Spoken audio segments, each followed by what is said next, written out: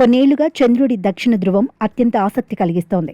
అది శాశ్వతంగా చీకట్లో ఉంటుంది. అక్కడి లోయల్లో మంచు ఆనవాళ్లున్నాయని తేలటమే దీనికి కారణం. చైనా నేషనల్ స్పేస్ అడ్మినిస్ట్రేషన్ వచ్చే ఆగస్టులో చంద్రుడి మీదికి పంపించనున్న చాంగ్వో 7 చంద్రుడి దక్షిణ ధ్రువం వద్దే దిగనుంది. కోట్లాది ఏళ్లుగా చెక్కు చెదరకుండా ఉన్న అక్కడి మంచులో తొలినాళ్లలో సౌర మండలానికి సంబంధించిన కీలక ప్రశ్నలకు జవాబులు దొరకవచ్చని ఆశిస్తున్నారు. భవిష్యత్ చంద్రాన్వేషణకు దారి చూపగలదని భావిస్తున్నారు.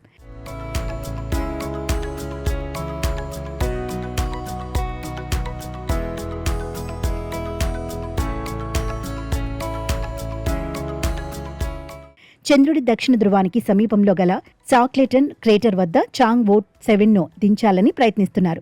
ఇది అక్కడ సౌర విద్యుత్తో నడిచే రోవర్ను పనిలోకి దింపుతుంది. అనంతరం దాంతో కలిసి చుట్టుపక్కల నీటి ఆనవాళ్ల కోసం శోధిస్తుంది. గాల్లో ఎగిరే చిన్న పరికరాన్ని లోయల నీడల్లో ఎగిరేలా చేయాలనుకోవటం మరో సాహసోపేతమైన పని.